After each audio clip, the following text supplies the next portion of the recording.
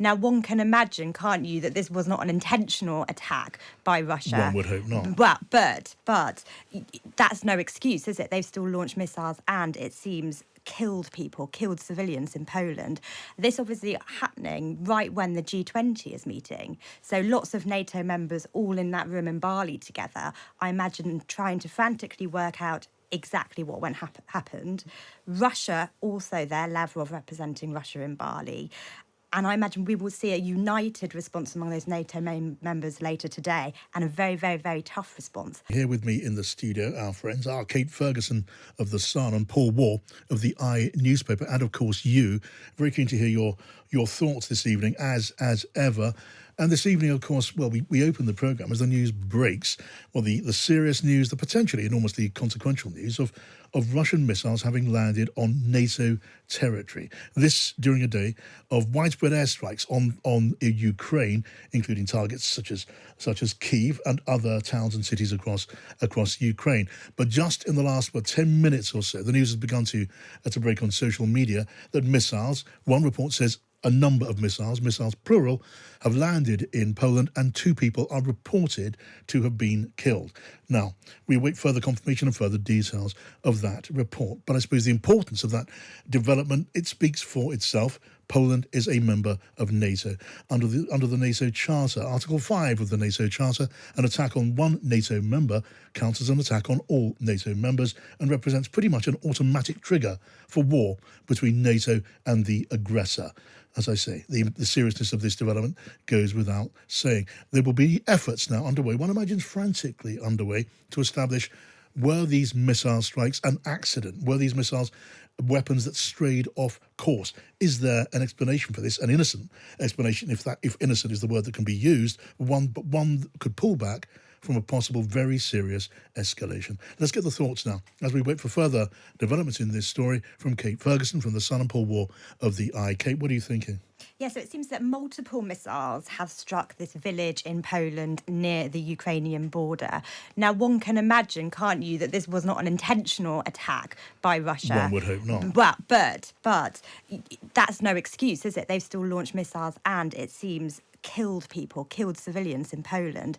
This obviously happening right when the G20 is meeting. So lots of NATO members all in that room in Bali together, I imagine trying to frantically work out exactly what happened.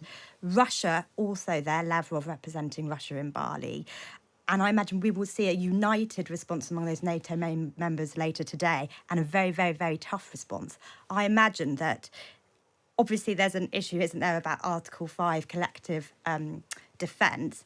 Cool heads, as your guest earlier said, must prevail. And I imagine that the idea this could escalate into a hot war, an escalation of that conflict, is just unfathomable.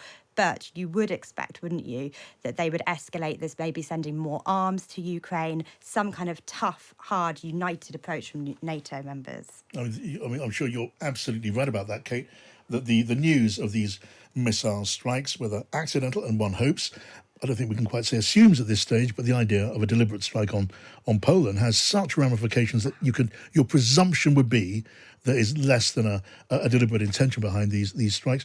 That will certainly have landed very heavily in the middle of the G20 summit in Bali, and there'll be communication going on, very, very, I think frantically between leaders there.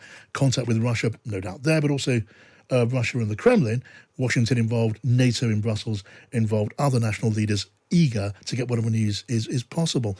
Right now, we simply wait. Paul, what are you thinking? Well, what's interesting is that traditionally, for many, many years throughout the Cold War, the US and Russia have had, or the former Soviet Union, have always had back channels of communication for exactly this kind of incident. And those back channels have functioned through thick and thin, despite all the rhetoric on both sides for many years. We've seen it with near misses of our own, with our own pilots having a near miss with Russian planes recently.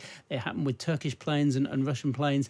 When an incident like this happens, immediately both military of both countries get in touch, as do the politicians, and they do it all unofficially and say, look, what were you doing? What was your explanation? The problem is, of course, that this is massively magnified by the fact that there is a hot war going on in Ukraine. And I think there's going to, the instant inevitable result of this will have to be a cessation by Russia of that bombardment of Ukraine's infrastructure.